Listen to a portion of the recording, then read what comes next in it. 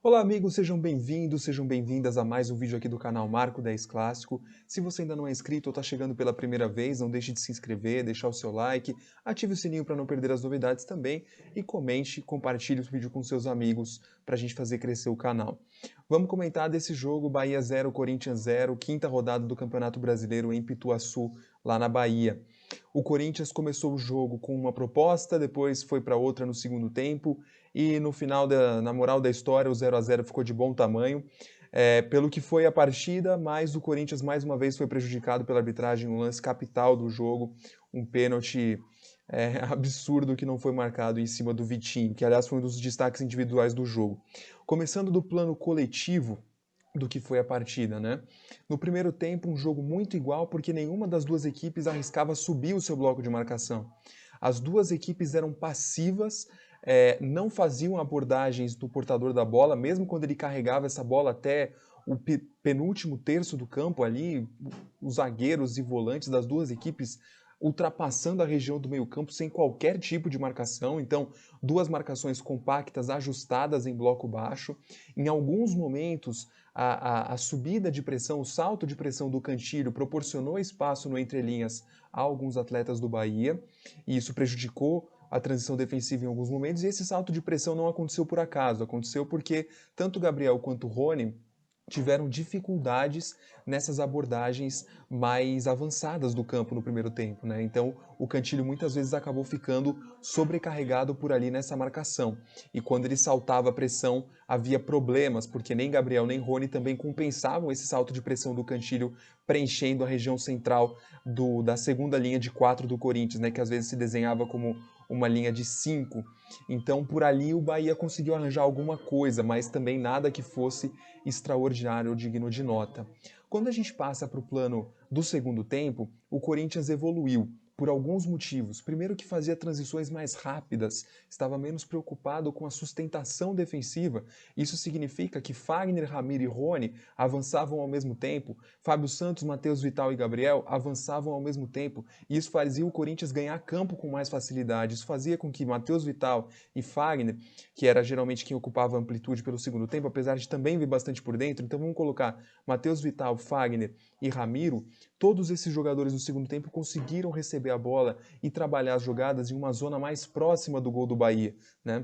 Por isso que o Corinthians conseguiu jogar no segundo tempo, conseguiu atacar pelos dois lados, inclusive muito pelo lado direito, com boas ultrapassagens ali entre Fagner e Ramiro, se entenderam bem, e a entrada do Vitinho deu muita qualidade, gostei muito da entrada do Vitinho no segundo tempo, ótimos passes, conseguiu achar passes em progressão, o Corinthians evoluía com a bola pela direita graças aos seus passes, ele não recebia tanto de costas, ele conseguia receber mais de frente, muitos passes laterais, inclusive recebe uma boa bola do Cantillo e dá uma baita inversão ali na metade do segundo tempo mais ou menos, então fez um belo jogo, conseguiu acionar também o Ramiro e o Fagner pelo lado direito e sofreu um pênalti que não foi marcado pelo Bruno Arleu. Aliás, segundo jogo consecutivo que o Corinthians é prejudicado pela arbitragem num lance capital da partida. Para destaques individuais agora, o Cantillo jogou mais uma vez muito bem, foi o grande organizador do Corinthians, achando os passes em progressão. O Cantillo de fato se firmou com essa formação do Silvinho em uma posição mais recuada do campo, mas isso não significa que ele fica toda hora próximo dos zagueiros, né? Ele não baixa tanto assim, ele não faz saída de 3, por exemplo, com os zagueiros, e quando ele faz a saída de 3, ele se apresenta após a primeira linha de pressão do adversário também, então ele acompanha o desenvolvimento da jogada até a intermediária, mais ou menos, do time adversário, até a região mais ou menos do centro do gramado ali. Então o Cantillo evoluiu muito nessa formação, provou que é mais do que um inversor de bolas, né? Cara que só fica invertendo de um lado para o outro, ainda que as invertidas continuem sendo uma das principais armas ofensivas do Corinthians, o Cantillo provou que é mais que isso.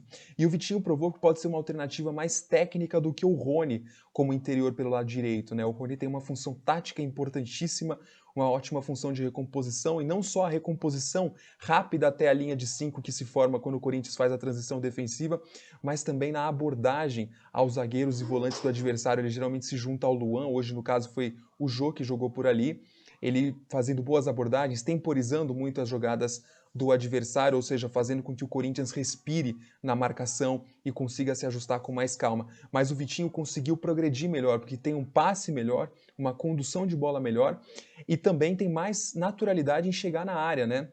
O Rony hoje foi pouco acionado dentro da área, ao contrário do Vitinho, que, como eu já disse, protagoniza o lance capital do jogo de erro da arbitragem no pênalti que sofreu.